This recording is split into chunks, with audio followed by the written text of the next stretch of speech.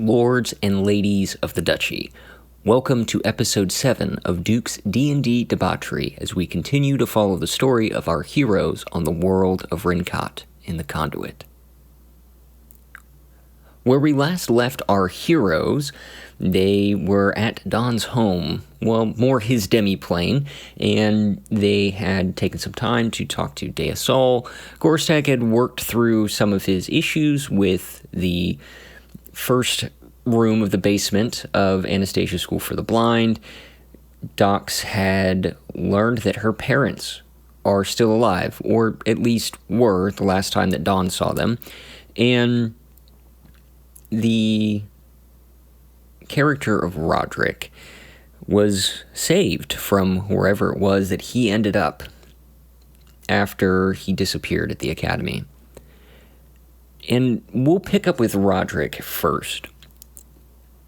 What Roderick last saw before he awakens is, as he's rounding a corner towards the front entryway of the academy, Roderick sees a shadow version of himself. Von Beck was just there in front of him, but now he's gone. He looks behind him and there's no one there, just this weird gray version of himself standing in the hallway. This shadow version of himself turns, looks to Roderick, meets him in the eyes, readies their spear, and pushes forward. And in a very quick bout of combat, Roderick is felled. Roderick then gets the same type of dreams that the rest of the party got, but is not awoken by Don's loss of control at the very end. Instead, he is awoken to the soft singing of Dayton as he is hungry, tired, and a little sore from the events the previous day. But Dayton points him to his equipment, he dons his armor, and he exits the demi-plane. As the rest of the party happened to leave a little bit before Roderick, they all were paid by Don for having the ring in their possession, being on the right path. So they all have fresh gold in their pockets and make their way. First stop, Lumot Poles. We need to re-buy some things because now we actually have money, and then ready themselves and head to Anastasia's School for the Blind, where, thankfully enough, Roderick happens to meet up with them right as they're basically going back into the School for the Blind. As they enter, Derek is once again fumbling with the broom closet. This time he is fumbling out of it and kind of has to dust himself off as the party enters. The headmaster says, "Oh, good. I've glad that you're back. I've completed your books, but I'll give them to you I will give them to you. But you still have to go into the basement." So the party gets their translated books and they head into the basement.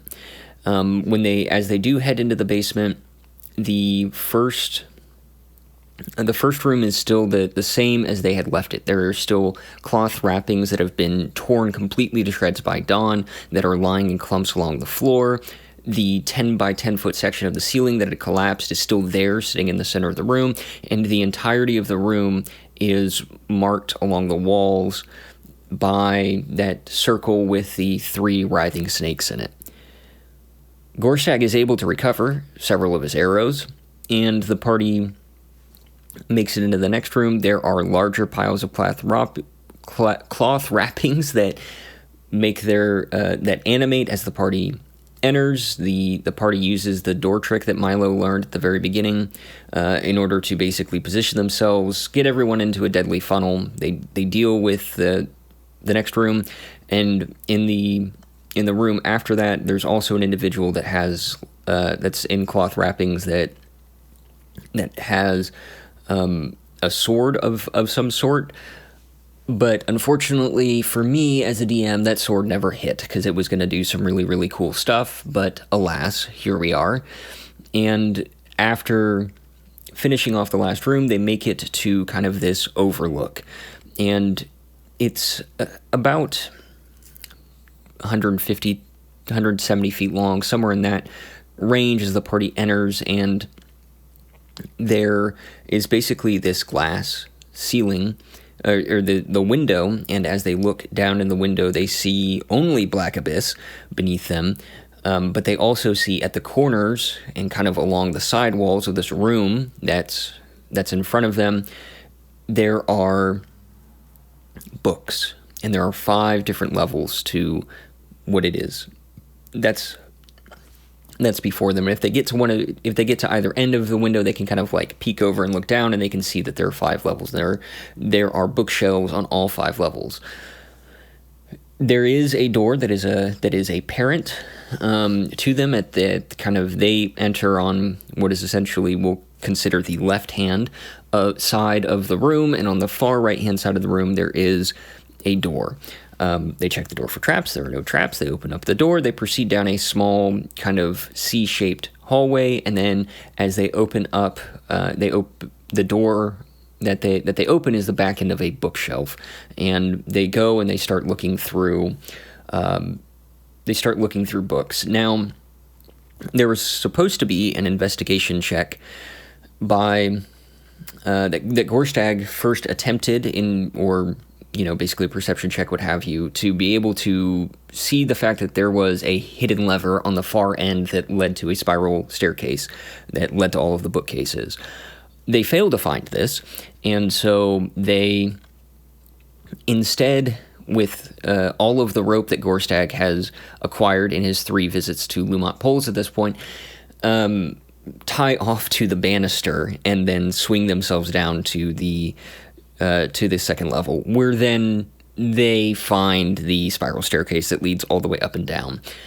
Some of the books that they acquire, they find these books that are referred to as the Encyclopedia of the Conduit, written by an individual named Muha Meni, and it is like the 5th edition or whatever, but the latest update is labeled as 9DGS. And the party doesn't understand what this means, but they end up taking the book on Renkaat, the world that they are currently on, and also the book on Alava Kivi, because they were kind of interested with the whole Songan tea idea.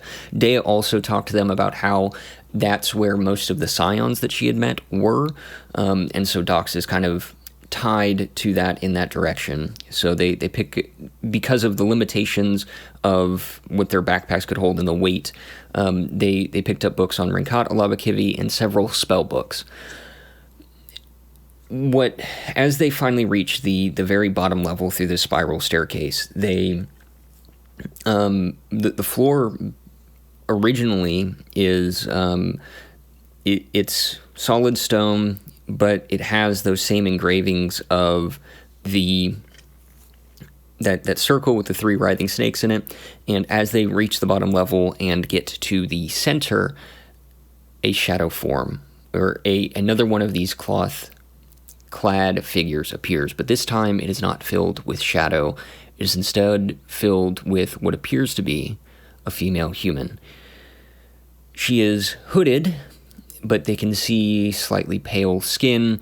The entirety of her body is wrapped in these dark black claws that match the same type of cloth that they fought in the previous rooms. And she basically asks who they are, what are they here for. They state that they are here for at behest of the king, or in service of the king. They are here to retrieve whatever it is that Anastasia hid. And this creature says, very well, come with me. And eventually the entirety of the party is convinced that, okay, we are going to actually proceed out of the safety of what is... Because what's weird about the very last level is that there is a banister kind of around the entirety of the very bottom floor, which is a little strange considering that there is stonework on the far side. But as they step on, they learn why. The entirety of the open area of this floor on the very bottom level starts to descend. And as it starts to descend deeper and deeper, eventually they lose sight of the library above. The party, being very interested in who this individual is, asks their name. She reveals her name to be the Mother of Shadows. And through the conversation that the party has with the Mother of Shadows, she reveals herself to be the mother of who they call Dawn, but who she named Hoid. And she goes through a little bit of the history of what Dawn went through in order to earn his new name. She refers to him as Hoid, but she also gives his full title: Hoid, Herald Bringer of Bahamut, Dawn Scourge of Dragons. And one of kind of the big things that I'm particularly was trying to sell with the Mother of Shadows is the fact that Dawn is not of normal origins. And the Mother of Shadow particularly portrays that, because one of the things that is unique is her basic ability to travel to and from the ethereal plane. And that's something that she basically explains, that the ethereal plane is kind of her territory. And that's basically where she calls home. She reveals that Dawn's father is the greatest scion that she has ever known. And she calls him Many. Kind of a connection to the books there, for the Encyclopedia of the Conduit. And also, she reveals a little bit about what the Conduit is to them. She reveals that Impensis, at the start of creation of this version of the material plane, basically came into form and then formed what the worlds that the material plane is now consists of. Also talks a little bit about the Dawn War and the fact that Impensis was cleaved in two, and that became Tiamat and Bahamut. Also talks about how the Conduit, the primary enemy during the Dawn War was the Titans, and that Impensis used the Conduit as a prison in order to cage the Titans. The party also has some particular questions in regards to what it is that they are searching for. And so the first of these individuals in the party to attempt to gain information that the Mother of Shadows would not consider, like, quote-unquote public knowledge, is Von Beck wants to know who killed the king. And so the Mother of Shadows says, I will tell you who killed the king, but you have to do something for me in return. And Von Beck agrees, and as he extends his hand, the Mother of Shadows extends hers and shakes it. And so Von Beck doesn't know what the Mother of Shadows wants from him, but he did learn that Tuyen, one of the original individuals who was part of the setup of the kingdom, he was a financier. He was one of the primary financiers of Hetham's campaign in order to unify the kingdom, was actually the individual who set up who set up his death, and he was the primary purpose in poisoning him. And there's also some other information that's given about the beginning of the kingdoms and the people that worked alongside Hethum, that they're kind of able to glean, but that's one of the primary story beats. Then Dox also talks to the Mother of Shadows to make a deal. She wants to know if her parents are alive, but Dox is also smart enough to ask what the Mother of Shadows wants in return. And so the Mother of Shadows says, I will tell you. I will tell you where your parents are if, after you are done with this world, you go to Alava Kivi to learn about your heritage. And she specifically tells her, go to Fel Tesur. And after, eventually what the party members end up reading about is Fel Tesur is the capital city of the Songans and the very center of the supercontinent of Alava Kivi, and it is the capital of the Songan people. So that's where the Mother of Shadows wants her to go, and that ties in for Dox's storyline, and she tells her that her parents are in Snubland, in Mock, the capital city of Snubland. Then the last individual to make a deal with the Mother of Shadows doesn't ask for anything as far as what the Mother of Shadows wants, and doesn't ask for what the Mother of Shadows is going to give to him. But Milo makes a deal. So that's an interesting choice by the druid to do that, but at the same time, he's the character of Milo is very trusting of other individuals, very kind of immediately, and unless you do something to break that trust, he will trust you without fault. And that's kind of the story that happens on the way down, and then as they reach the very bottom of this rather long elevator ride, they see the same blue-white marble, and at the very and it's a similar sized room, but at the very end is a box sitting on what doesn't appear to be, it's almost like a naturally growing rectangle pedestal. It doesn't look like it was carved from rock, but that it grew that way naturally in the marble. There is a box, and they open up the box, and inside is a rapier. And the party at this point decides that Gorstag should be the one to get the rapier. Dox currently has the ring, so she is comfortable, a little bit more comfortable with Gorstag having this. And as he takes hold of the rapier and basically puts it on his person, it speaks to him.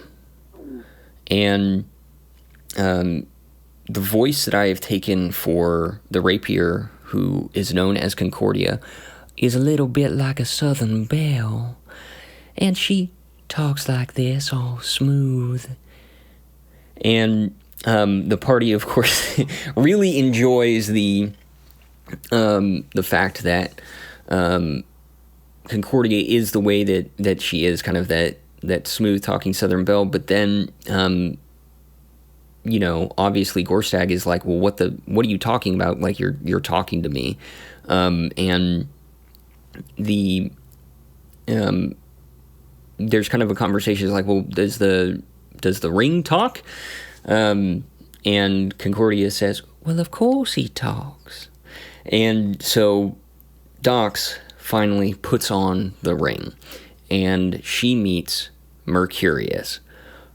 And he's a little bit out there as far as the voice that has been given to him. He's kind of like an excerpt from Bill and Ted's Excellent Adventure. Oh yeah, excellent.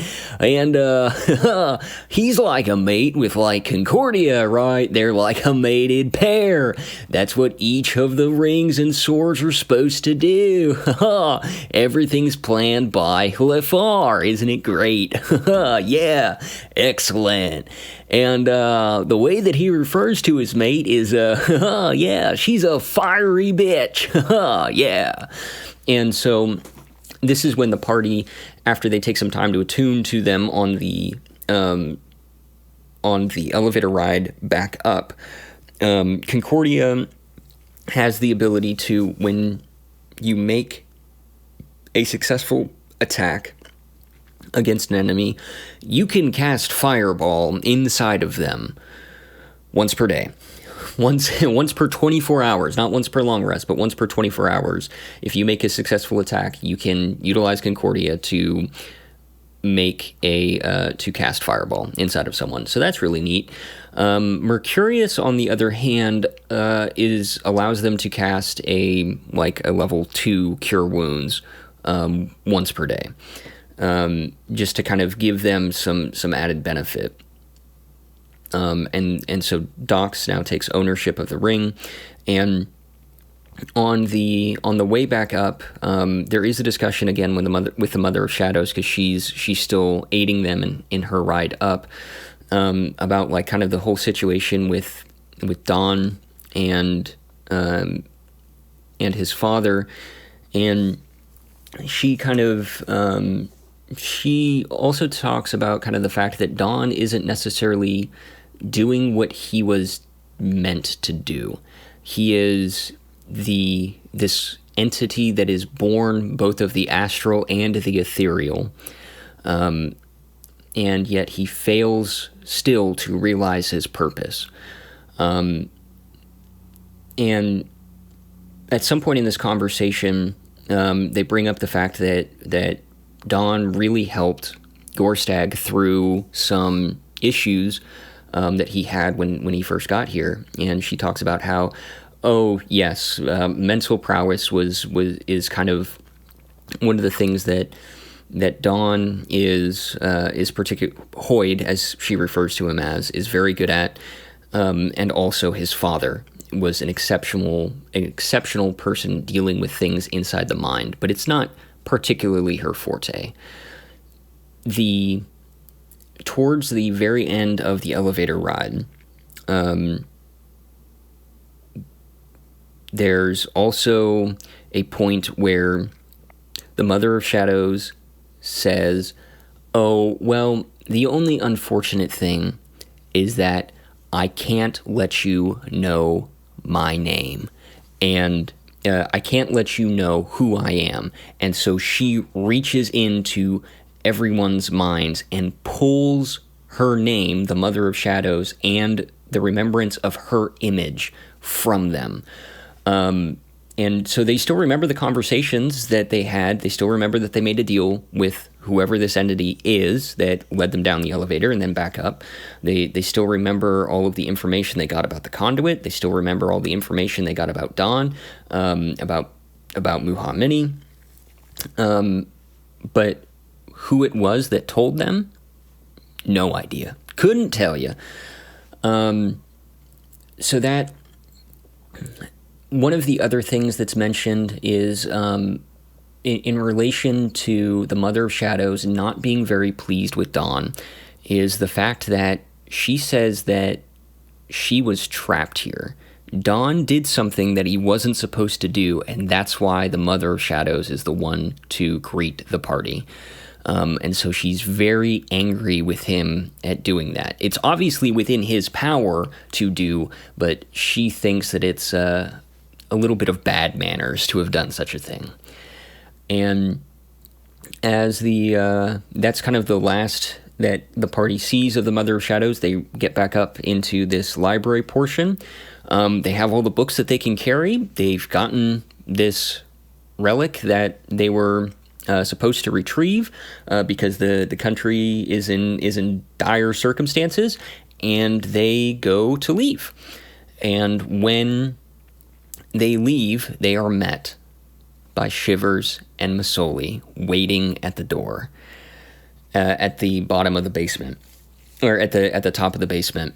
And Shivers strongly suggests that the party go with them. One of the party members tries to resist, and then, through a failed wisdom saving throw, is inclined to proceed forward without issue. And the party then starts to make their way out with the pair of seekers, Shivers and Masoli. And that is where our 7th session ends. From a DM perspective, I was very frustrated about the last combat, because the creature that I had made was going to do some really, really cool stuff, but it didn't. But there are certain times where I am much more willing to just let the dice decide, and this was one of those situations where I let the dice decide. And for me, as a DM, I'm a little frustrated at that. But at the same time, like, the combat was still difficult enough for the party to do what it needed to do. They played the combat tactically very well, so I can't fault them for that. And it doesn't play a very big narrative purpose, so I'm okay kind of, letting the dice lie where it is. I wanted that creature to do some really cool stuff. As far as exploring the library, there was a lot of information in that library that they did not get. And so I thought that they were going to spend some more time, because the previous session they had spent, or 2 sessions ago, they were very much inclined to go and gather information. But once they were kind of on this quest, they were like, oh, okay, here's the checkpoint, this is what we need to do, and then we're out, right? We'll gather the basic top-level information, and then we won't dig deeper. And that's okay. The party made their choice, and they still got something out of it, right? There's still some added knowledge that they gained from the entire interaction with the Mother of Shadows, as well as some information to be gleaned from the books that they had translated, that they got from Anastasia's library at the Summer Palace. So there's still information for them to be able to pull from, that's kind of lore drop back stuff that kind of helps paint a better picture for the party.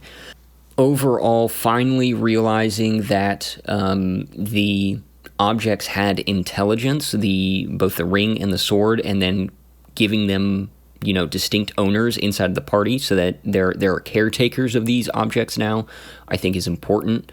It ties the characters more to kind of, again, ties them more to the story of like, like, I'm not just a rogue now I am a bearer of something that is important to the kingdom of Anikia. I feel like that was pretty successful. Obviously, doing the silly voices and getting the party involved with those characters, those intelligent items that way, is enjoyable, as well as some of the knowledge that the items had about Hlifar in the early days of the kingdom. Is kind of just good for the party to know, and helps build out this world and kind of the history that goes along with it. Overall, I think it was successful for me on my end. I think that the party had a good time, and the very last bit where the Seekers are there waiting for the party at the doors. We are approaching the end of my narrative railroad that I'm keeping the party on, and I love that scene of like, oh, we just finished fighting all of these things, like there's still like a whole bunch of research that we got to do, like we got to go talk to people, and then whatever plans that you had, guess what, bud, you're not doing them, because now you got to deal with these people. And I think that was kind of a really good cliffhanger to end on. Well, that's the end of my review of everything for Session 7. I hope that you've been enjoying either listening or watching to Duke's D&D Debauchery as we continue to follow the story of our heroes on Renkaat.